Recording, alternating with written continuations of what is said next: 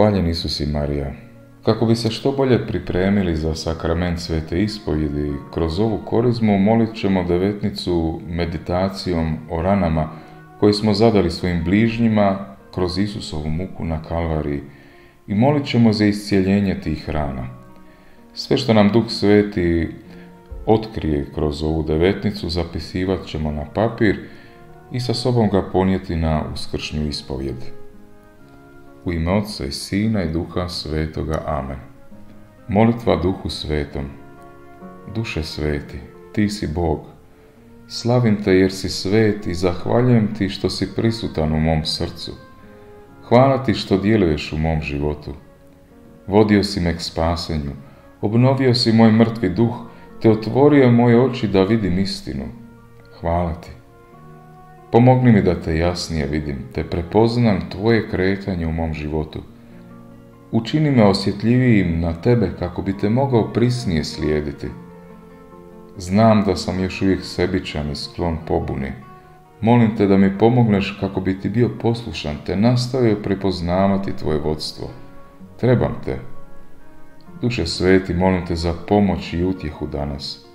Tebi su poznate moje borbe, boli i tjeskobe. Hvala ti što se moliš za mene. Pomozi mi da otpočinem u tvojoj udobnosti danas. Pomogni mi da hodam u tebi, Božji duše. Neka tvoji plodovi rastu u mom životu. Ti si onaj koji ih proizvodi u meni. Ljubav, radost, mir, strpljivost, blagost, dobrotu, vjernost, krotkost i uzdržljivost. Ne mogu živjeti ovako sam, trebam tvoju pomoć. Duše sveti, na kraju te molim da rasvijetliš moju savjest, te spoznam sve svoje grijehe, da mognem valjano se ispovjediti, da tako očišćen mogu primiti sve tvoje milosti. Amen. Meditacija o ranama koje smo zadali svojim bližnjima kroz Isusovu muku na Kalvariji i molitva za iscijeljenje tih rana. Dobri naš strpljivi Isuse, koji nas u svoje ljubavi obasipaš milostima praštanja, okupili smo se pred tobom kako bi ti zahvalili na daru iscijeljenja situacija u kojima smo svojim zlom zadali rane svojim bližnjima. Koliko je samo takvih situacija u jednome danu? Koliko puta smo dopustili da loše mislimo o svojem bližnjem, da ga u srcu tako lako osudimo, a da zapravo ne znamo što se nalazi u njegovom srcu. Samo ti znaš što se krije u našim srcima, a mi smo se u svojoj oholosti postavili na sudačku stolicu i osuđivali svoje bližnje. Bili smo poput Pilata kada smo svoje bližnje u svom srcu osuđivali na mučeništvo i smrt. Nakon osude oprali bi svoje ruke od njihove krvi i rekli nevini smo. Mislili smo da zaslužuju osudu, da su krivi, jer su se o nas ogriješili. Đavao bi nam u srcu vikao, raspni ga, a mi mu se nismo znali oduprijeti, već smo osuđujući ga sebe nastojali spasiti i opravdati. Tovarili smo križeve našim bližnjima i svojom osudom, zlim mislima, ravnodušnošću, te križeve još više pritiskali. O jadnili smo, oprosti milosrdni Isuse. Osuda u našem srcu često je rađala zlom preko našeg jezika. Riječima smo bičevali svoje bližnje, kao što su tebe, Isuse, bičevali svezanog za kameni stup. Naše riječi zabadale su se u duhovno srce naših bližnjih, kao što su se u tvoje tijelo zabadale željezne oštrice pričvršćene za remer biča i trgale tvoje sveto nevino tijelo. Oprosti, Isuse, u našem bližnjem. Govoreći laži, izvrćući istinu, ogovarajući, lažno svjedočeći, predali smo ih na smrt, kao što je tebe predao veliki svećenik Kajfa. Grubim riječima, pljuvajući u lica naših bližnjih, pljuvali smo u tebe, mili Isuse. Smiluj se nama grešnicima. Izrugujući i omalovažavajući ih u svojim mislima, riječima, djelima, stavljali smo trnove krune na njihove glave. Tim velikim trnjem nanosili smo im bol i pustili krv niz njihova duhovna lica, kao što su tvoje lice raskrvarili vojnici nabijajući ti trnovu krunu i tukući te trskom po glavi. Iz pogrde odijevali smo im crvene haljine da nam budu na podsmijeh. Propado smo od sramote zbog naše bezočnosti. Svojim nedjelima naprtili smo na njihova leđa tešku gredu križa i gonili ih poput krvnika na Golgotu. Gledajući njih, sada gledamo tebe. Ja sam vojnik koji te u svojem bližnjem udaram po leđima, bjesomučno rigajući teške riječi i tjerajući te da što prije tu gredu križa doneseš do mjesta svoje smrti. To teško drvo 3 puta pada na tvoju glavu i tvoje tijelo, kada izmučen ne možeš više učiniti ni koraka, pa padaš na kamenito tlo Kalvarije. To si bio ti, kada sam zbog svoje ravnodušnosti tjerao svoje bližnje da čine ono što je bilo iznad njihovih mogućnosti.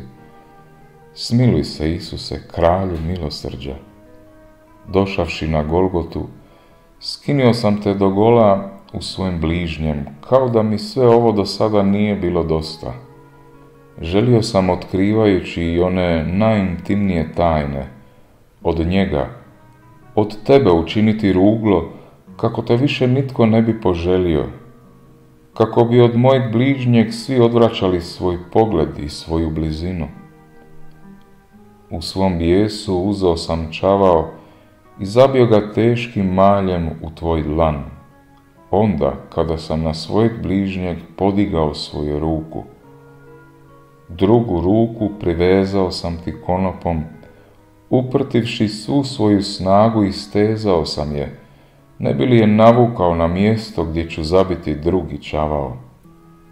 To sam činio tada kada sam svojim riječima u manjku suosjećanja svojim bližnjem spočitavao njegove greške, uveličavao ih, kada sam, ne davajući mu utjehu, njegovu slabost učinio još većom. Osmiluj se meni, grešnom mučitelju svojeg bližnjeg. Još nije kraj. Zbog moje gladi za osvetom, za patnjom svojeg bližnjeg, sada u svoje ruke uzimam i 3. čavao i zabijam ga u tvoje svete noge. Udaram tim teškim batom po tom željezu, dok oštrica čavla prolazi kroz meso tvojih stopala, zadavajući ti nesnosnu bol, a krv boja tvoje tabane. To činim jer moj bližnji ne hoda, ne živi, ne čini ono što ja želim i kako ja želim. Prigovaranjem, mrmljanjem, zabijam taj čavao toliko duboko da se i glava čavla gotovo potpuno zabija u meso tvoga stopala. Tako izmučena, sada te sa križem podižem sa zemlje i postavljam uspravno. Tako viseći, teško dolaziš do daha jer sam, razapinjujući te, toliko istegnuo tvoje tijelo da sam iščašio tvoja zapešća i ramena. Sada upireš svu svoju snagu, napinjući se na svoje noge kako bi podigao svoje tijelo, da istisneš zrak iz svojih pluća. To je slika mojeg bližnjeg, kojeg sam mrcvario svojom ohološću, ne dopuštajući mu da diše. Moje želje, moji prohtjevi bili su iznad svega. Ja sam odlučivao za sebe i njega.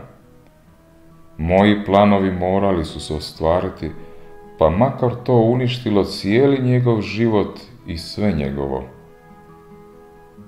Kopljem probadam tvoj bok. Iz njega izlazi krv i voda.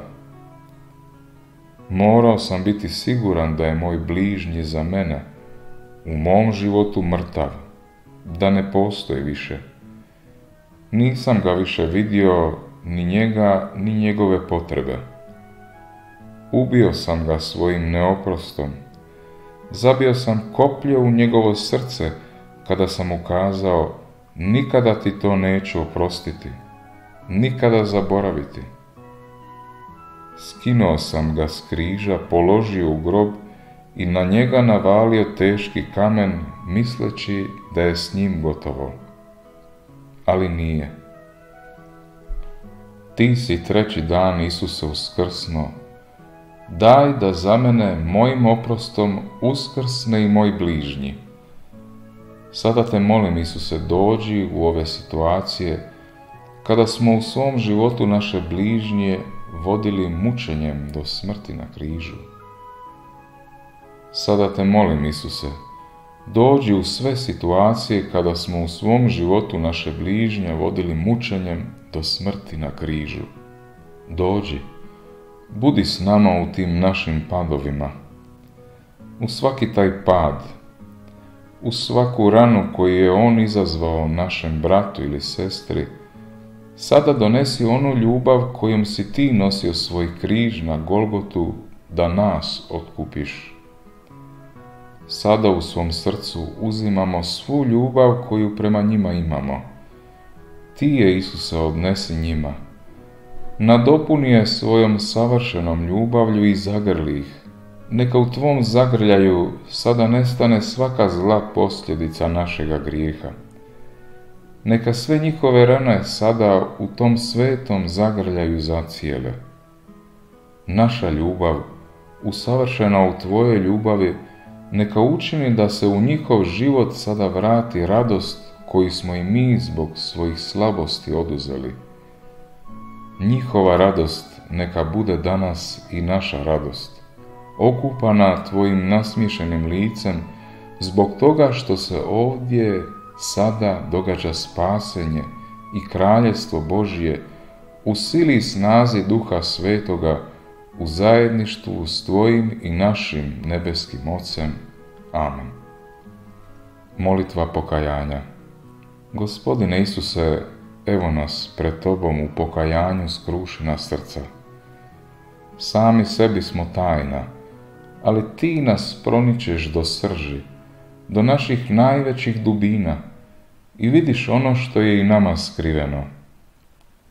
Kaže Psalam 139: Jahve, proničeš me svega i poznaješ. Ti znaš kada sjednem i kada ustanem. Izdaleka ti već misli moje poznaješ. Psalam 44 o tebi, Bože, govori da on poznaje tajne srdaca. Što od tebe mogu skriti, Bože? Ništa ne mogu, neću i ne želim. Priznajem da sam grešan, slab, da često padam. Kajem se, Gospodine, za svaki svoj grijeh, za svaki trenutak kada sam se odmetnuo od tebe. Sve ti je znano, svako moje skretanje, gubljenje, svaka moja ustrajnost u grijehu, sve znaš. Ali kao što vidiš moj grijeh, ti vidiš i moje pokajanje. Pogledaj, Gospodine, na moje skrušeno srce. Evo pred tobom oblačim svoje srce u kostrijet i posipam se pepelom radi svoga grijeha. Kao što se na glas proroka Jone Ninivljani obratiše i u pokajanju proglasiše post, obukoše se u kostrijet i posuše se pepelom, tako evo i ja sada činim, Gospodine, pred tobom. Primi moje raskajano srce kao prinos kada i paljenica. Zajedno sa Davidom u Psalmu 51 pred tebe prostirem svoje grešno srce i s pouzdanjem govorim: srce raskajano, ponizno, Bože, nećeš prezreti. Kajem se za svu svoju nestrpljivost, kajem se za mrmljanja, kajem se za prigovaranja tebi i bližnjima, kajem se za svoju srdžbu, grube riječi, kajem se jer sudim, kajem se za lijenost, za grijeh bluda, za ogovaranja, za svoju oholost, kajem se zbog nevjere, nepraštanja, kajem se jer je moje srce tvrdo pa iz njega ne može niknuti sjeme koje spuštaš na njega, kajem se jer sam neplodan u ljubavi, jer ne čitam i ne promišljam tvoju riječ, Kajem se za lutanja kada sam pomoć tražio u zlu, kada sam štovao tuđe bogove. Kajem se jer nemam vremena za tebe. Kajem se jer sam nezahvalan, jer ti ne dajem hvalu. Kaže Pavao u prvoj poslanici Korinčanima, doista, ničega sebi nisam svjestan, no time nisam opravdan. Moj je sudac Gospodin. Gospodine, učini me svjesnim svoje grešnosti, svoga grijeha, da se za njih mogu pokajati i primiti milost spasenja. Amen. U ime Oca i Sina i Duha Svetoga. Amen.